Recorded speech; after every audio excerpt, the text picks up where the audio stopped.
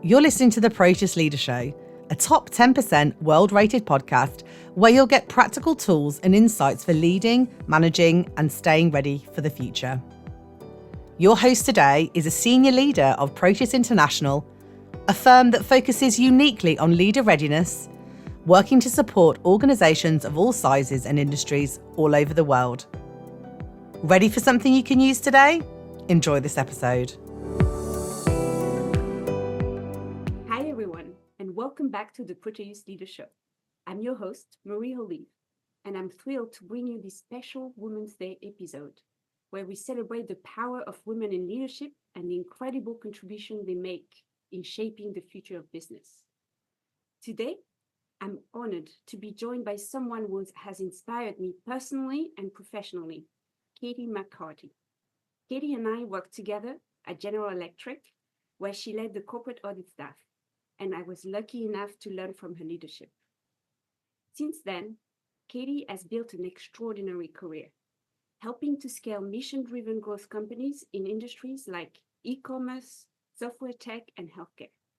Her track record as a CEO, CFO, board member, and strategic leader speaks volumes about her ability to drive results while staying true to a company's purpose. Katy, welcome to the show. Thanks, Marie, and thank you for that kind introduction. It's fantastic to see you again. It's so exciting to have you here to talk about leadership, mission-driven businesses, and the importance of empowering women in the workplace. So let's dive in. Sounds good. So you've had such a dynamic career, starting from your role as Vice President of the Corporate Audit Staff.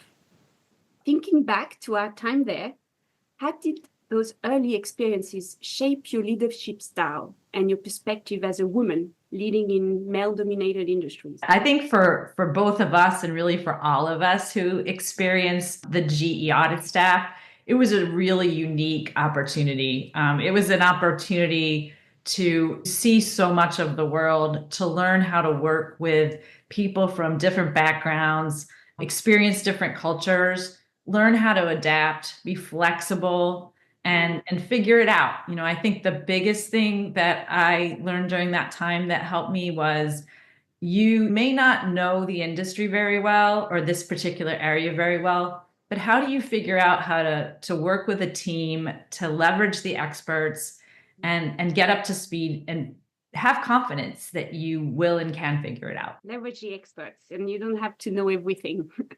Right. You can't. And I think that was the other really important, the idea often behind what we were asked to do, or when I was leading, what we asked others to do, was put them in a situation where they could build up their expertise in an area that wasn't as familiar, and then build upon that and challenge someone. You know, if you'd never operated outside the United States and you were American, give them that chance. If you were born in France and you'd never been to China, perhaps, how would you do in that environment? And I think it was an amazing experience. And I would go even further because, you know, my background is engineering, and I was given the chance to become an auditor, and I didn't know about debits and credits. And, you know, you guys just said, welcome, and you're going to bring a different perspective, link operations to finance in a way that finance people cannot do it. That's a great example. And there was also a lot of thought put into making sure that the teams were balanced, that, you know, so you could leverage expertise. So there might have been somebody with more experience in finance or accounting, but that you would come in and bring a different perspective, because in the end of the day, finance is about business operations and understanding, you know, what drives business operations. And I think it was really a good, at least for me, helped me understand that teams need people with different strengths. And those are the best teams when they can come together and really build upon the strengths of the entire team, not maybe just one person who happens to be the best at this particular thing. And we really saw that play out. Yes, the power of teams. And often we talk about diversity, thinking about gender, but there's diversity of background experiences that also brings so much value. to teams? I agree with that. And I think the unique opportunity of traveling with and really living with these teams for, 4 months at a time, a lot of your learning didn't just happen in the office. It was perhaps having dinner with people and getting to know, having lunch with someone who was from a completely different background than you were, and really building up your character and your life skills in addition to your technical and business acumen skills.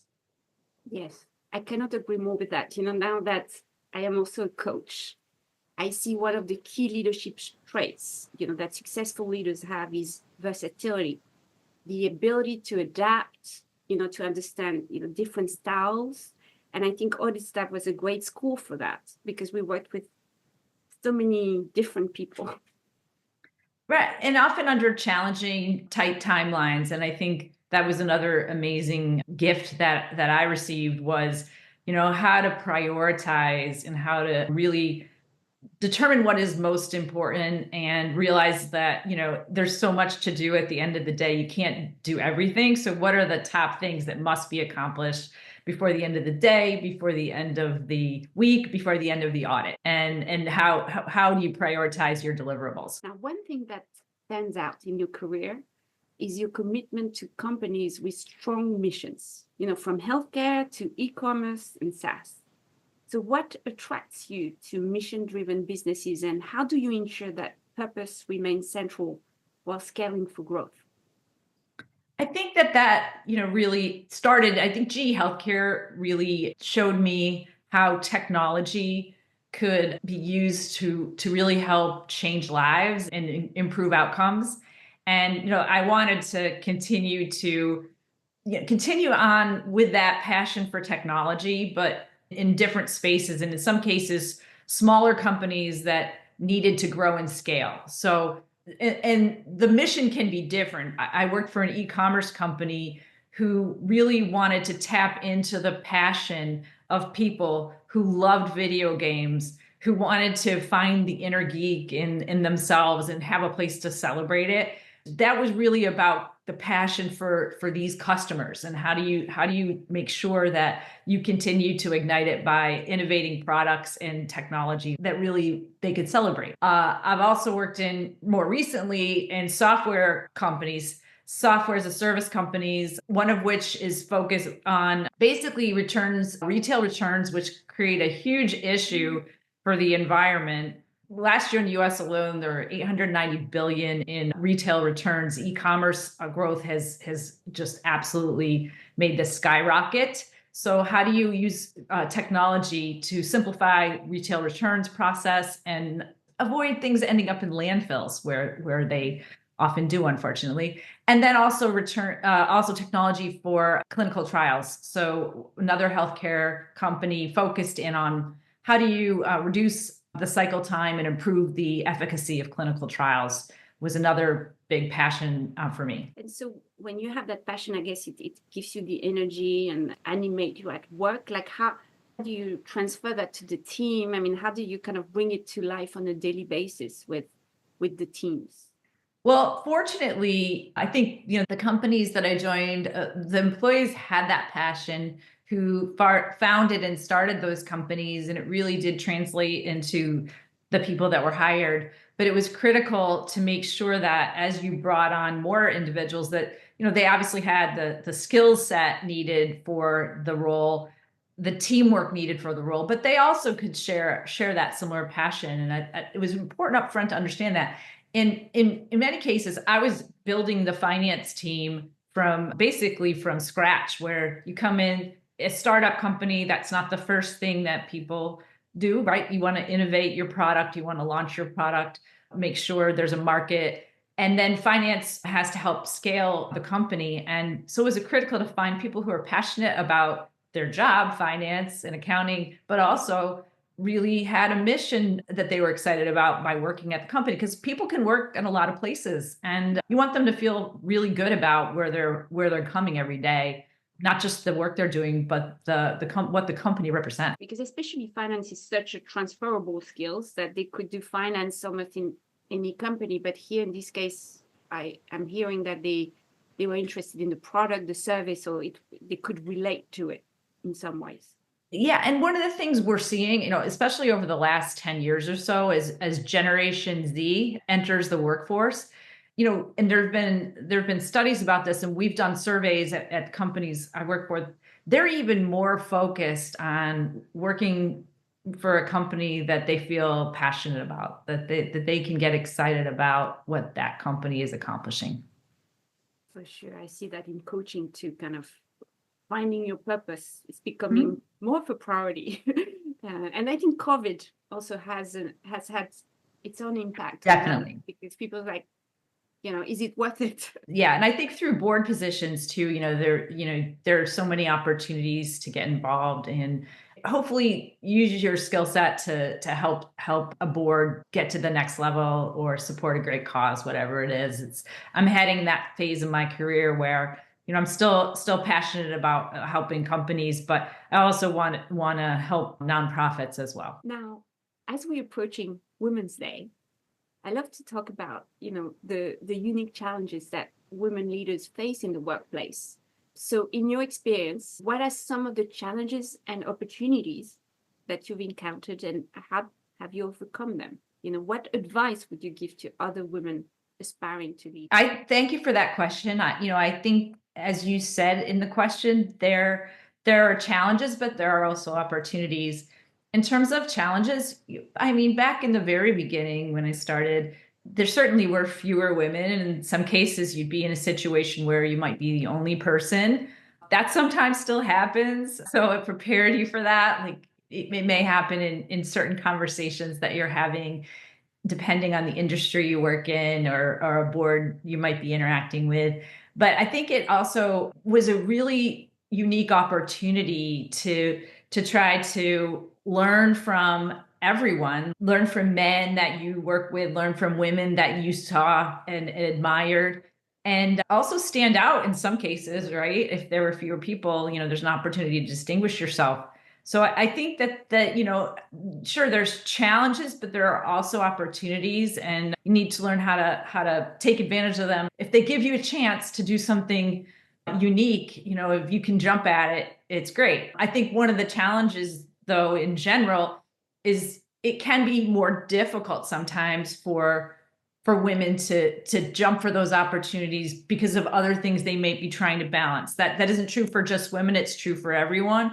But as people start to have more than one career in a family or a partnership, that those are things that have to be balanced. I'm curious about what you were telling yourself, when you were that only woman in the room, maybe that initially your voice wasn't heard, or like, how did you fight that? Well, one thing I tried to do was, look at leaders who I admired their style, and it could have been male leaders as well. That what I tried to do is, okay, I might not get a chance to say that much, so when I say something, it needs to have a very big impact.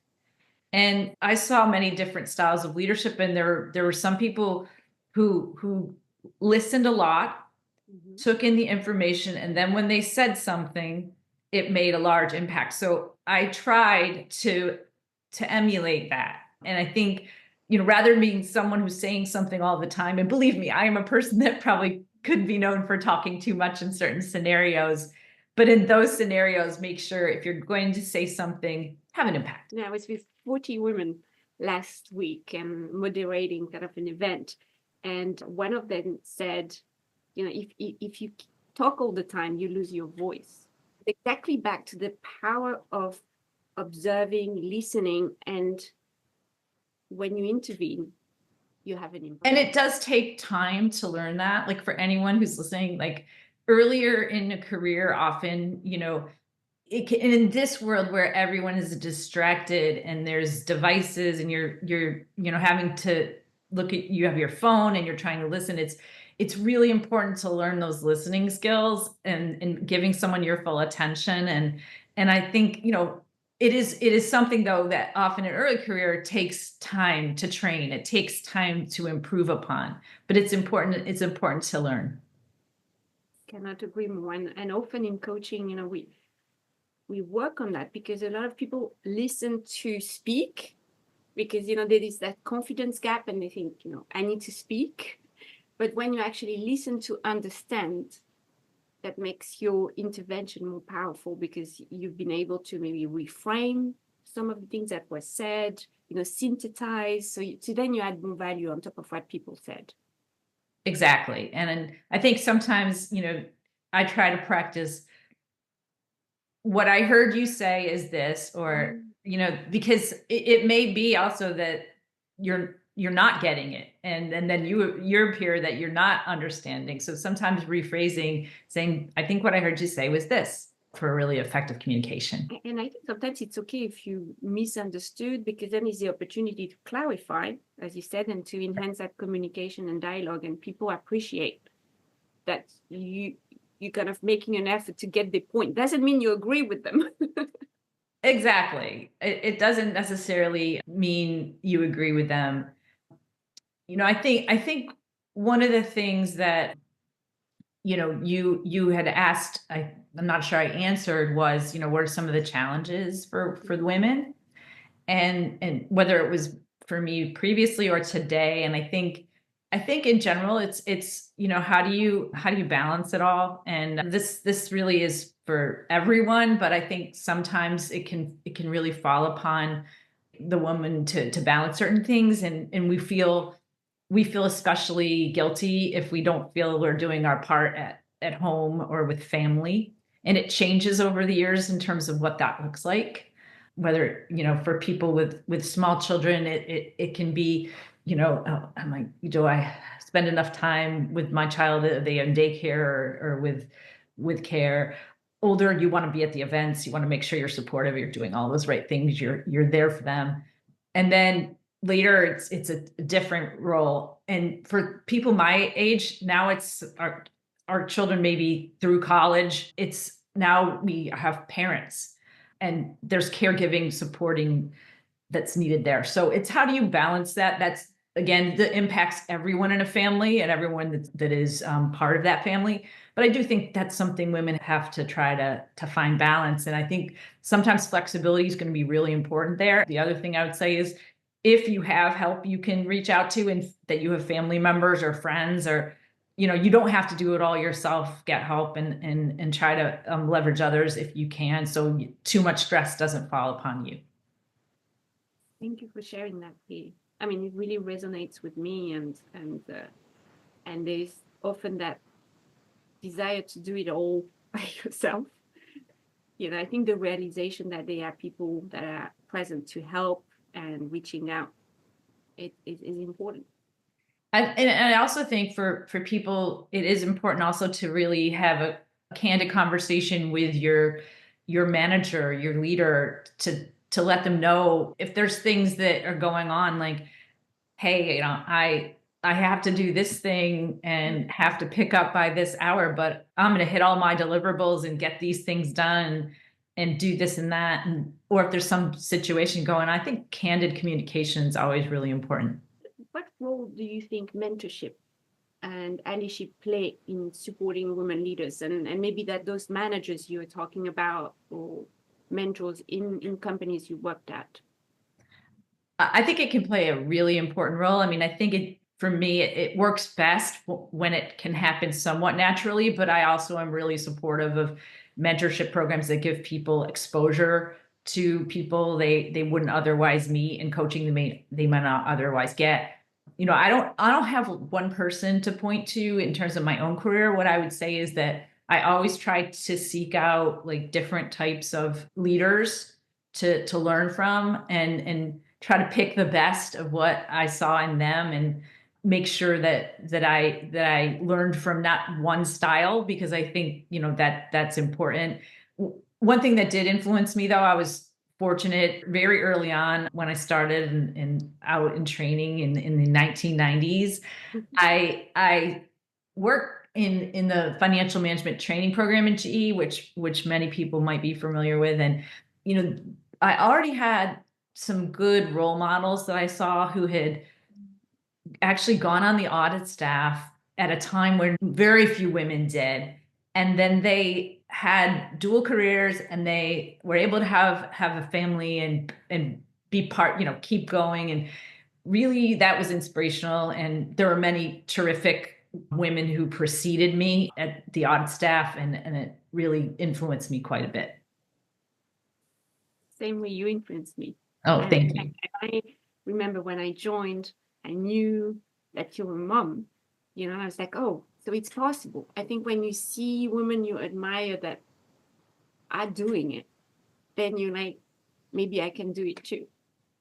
Right. And I think, and it's important to keep that mindset, in terms of supporting women. One of the things, and families, and I would hope that men who've worked with me would say the same thing, is it's important to have empathy and to keep it, because you might be I might be at a stage where I no longer have, someone who has to be picked up here, or, has to go to daycare, but I know exactly what that was like, and I can, and balancing out, more than one career. You have to remember that you can't forget it, because it's over for you, because so many others are going through it. And then they might be new challenges that you end up having to face. Again, to mention elder parents, there are many types of caregivers. People have a lot of things going on. And I think it's just important to maintain empathy for people's situations. The expectation is still there of performance. The deliverables are still there. It's just maintaining empathy can help be supportive. I love what you said about, having empathy. We all think of that, but to keep it, because sometimes we forget how it was. They forget. Yeah, you forget, right? So and really connecting on that deeper level. Yeah, like on the one hand, right, technology has enabled so much. Like it's made, it's made things possible. Like we're on a Zoom today, and that's great. And it's fantastic to be able to converse with you on Zoom. And, makes things possible to sometimes work remotely, work from home. At the same time, technology never leaves. It's always there. It can follow you the moment you wake up till the moment you go to sleep and beyond, if you let it. So it's also important to figure out boundaries, which is not really easy to do, but important. I feel you anticipated my last question, which is about, sharing some practical advice with our listeners, because we love leaving our listeners with 3 things that they can do starting today. In this case, to advance their careers, make a bigger impact, work for purposeful companies. What would those tips be, Katy? Well, I think one of them, it was something I used to share even back when I was at the GE audit staff. I think it's really important, maybe now more than ever, that you have to build some, you need to balance your depth with breadth. And what I mean by that is you need to build some expertise. And yet, so you need to be good at something. You need to have something that is your strength, but get exposure to different things if possible. So how I'd make that practical today would be, what's your technical competency that you have? Make sure you work at something long enough to get that. I'm well aware that everyone does not stay at companies as long as we used to. I was at GE for 18 years. That now seems really, really long. So people are going to move around, but how do you make sure you're not trying to jump too quickly without checking off the skills you need? I work with software engineers a lot, have for several years now, and it's just making sure that you want the promotion to the next level, but did you build all the skills you needed before you got that promotion? So that's one.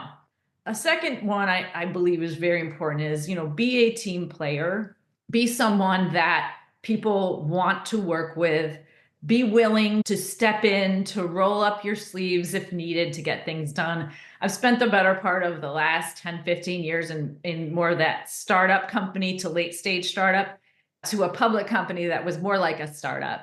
And the great thing is you get exposure to so many things, but sometimes you've got to jump in and do things. There's no one else to do it. And so prove yourself that you'll jump in. If someone leaves or goes out, help them out, jump in. And that doesn't mean, let people walk all over you and give you too many tasks, but be someone who people want to have on the team.